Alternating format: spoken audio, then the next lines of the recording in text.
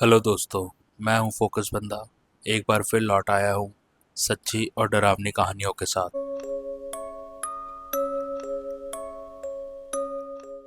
उत्तर प्रदेश का एक छोटा सा गांव खेमपुर।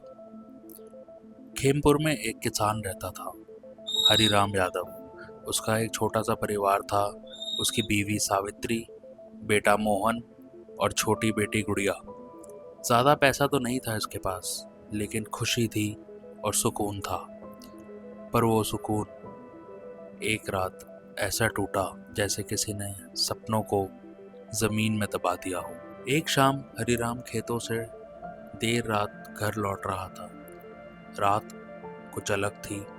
हवा में एक अजीब सी सन्नाटा था और फसलों के बीच से आने वाली सरक सरक की आवाजें उसे परेशान कर रही थी। जब वो अपने खेतों के पास से गुजरा, उसे लगा किसी ने उसका नाम लिया, हरिराम। वो रुका, इधर उधर देखा तो वहां कोई नहीं था, बस हवा और दूर कहीं से एक रोने की आवाज आ रही थी, फसलों के अंदर से।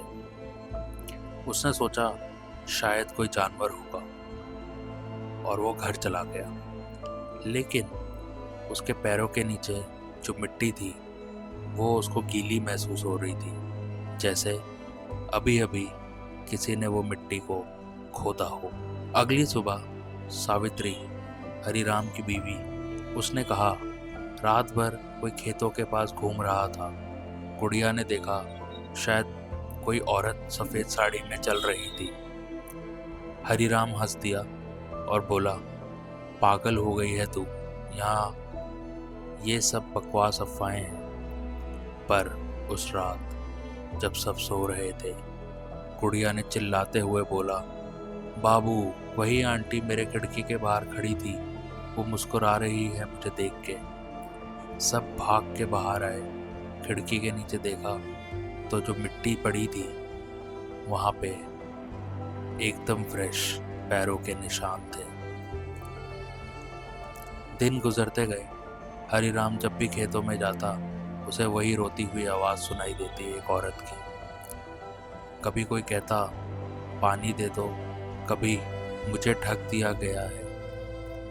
वो डरने लगा, लेकिन खेती का काम रोक नहीं सकता था। एक दिन उसने सोचा ये सब सपना है और अपने दोस्त रमेश को साथ ले गया। रमेश हंस के बोला, औरत की आवाज, चल दिखा मुझे भी, मैं भी आज देखता हूँ वो कौन भूत है जो तेरे को इतने समय से परेशान कर रहा है। पर जब दोनों खेत के बीच पहुंच गए, रमेश ने कहा, हरिराम, ये मिट्टी क्यों हिली हुई लग रही है इतनी? और तब दोनों ने एकदम साफ एक आवाज सुनी। आवाज थी, मुझे बाहर निकालो। दोनों भाग के गांव लौट आए।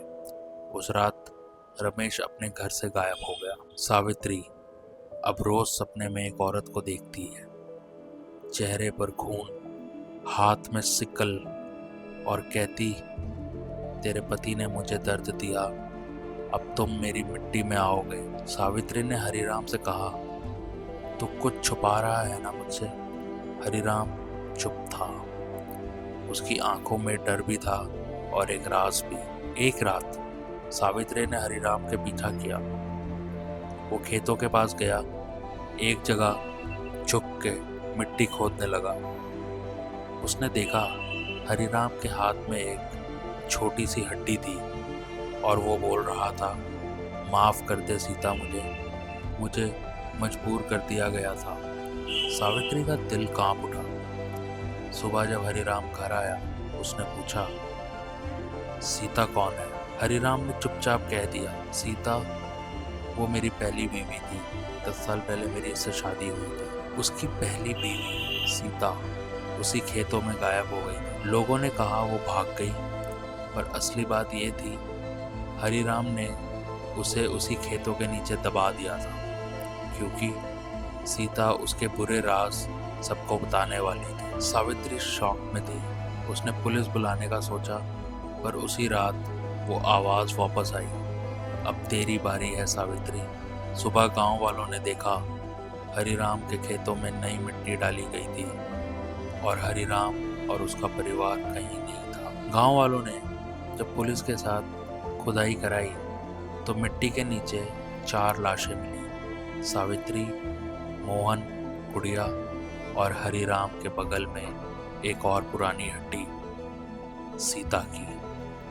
पर सबसे डरावनी बात यह थी, हरिराम के हाथ में एक छोटी हड्डी थी जिसे वो जकड़ के पकड़े हुआ था और उसके चेहरे पे एक हल्की मुस्कान थी।